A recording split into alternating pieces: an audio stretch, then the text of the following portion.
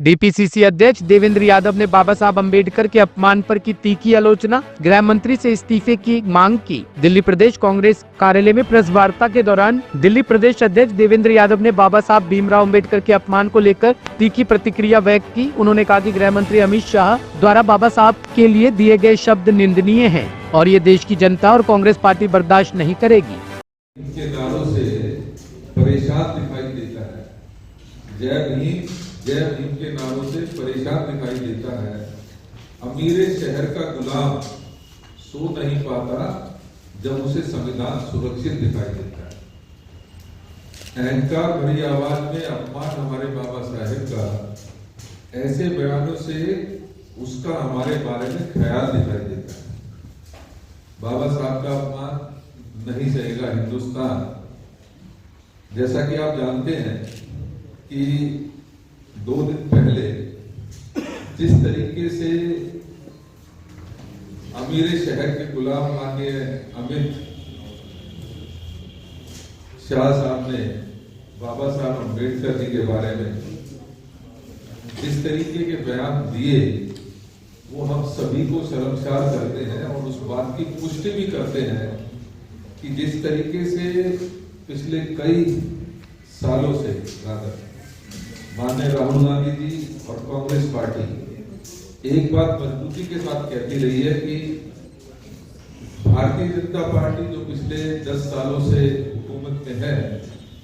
वो लगातार संविधान का ही अपमान नहीं कर रही है, बल्कि हद तब हो जाती है जब वो संविधान निर्माता बाबा साहब अम्बेडकर जी, जिन्होंने ये सुनिश्चित किया कि संविधान में सबको बराबरी का हक मिल सके, जिन्होंने ये सुनिश्चित किया कि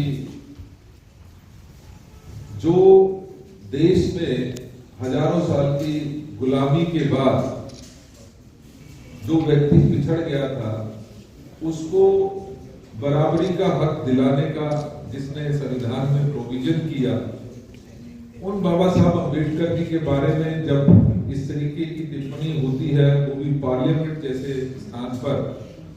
तो निश्चित ही उनकी जो मनोस्थिति है,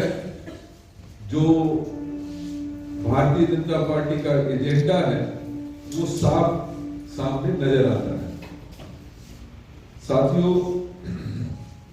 हम और आप अच्छी तरीके से इस बात को जानते हैं कि माननीय राहुल गांधी जी लगातार कई सालों से जब इस देश के संविधान को कमजोर करने की कोशिश की गई है, तब मजबूती के साथ कांग्रेस ने उसके खिलाफ ना सिर्फ आवाज उठाई है, बल्कि लगातार लोगों को जागरूक करने का काम, लोगों को बराबरी देने का एजेंडे के साथ माननीय राहुल गांधी जी लगातार इस देश के पिछड़ों की, इस देश में जो कहीं ना कहीं इस भागदौड़ की जिंदगी में पिछड़ गए, उनको बराबरी का हक दिलाने की जो लड़ाई है, वो लगातार लड़ते रहे हैं। और जब इस तरीके की बात पार्लियामेंट के अंदर होती है और उसका विरोध माननीय राहुल गांधी जो लीडर ऑफ ऑपोजिशन के रूप में भी इस देश में ऑपोजिशन की आवाज के रूप में, एक प्रखर आवाज के रूप में पहचाने जाते हैं, जब वो विरोध करते हैं तो उनके खिलाफ भी एफआईआर दर्ज कर मैं मानता हूं कि भारतीय जनता पार्टी और मौजूदा सरकार ने वो सारी हदें पार कर दी जब उनके खिलाफ इस तरीके की एफआईआर दर्ज की गई। देखिए, कहीं ना कहीं इन सभी बातों से एक बात स्पष्ट जरूर होती है कि भाजपा जब भी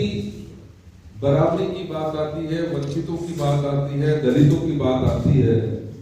और उसकी मजबूत आवाज राहुल गांधी जी की बात आती है, तो कहीं ना कहीं डरती सी नजर आती है।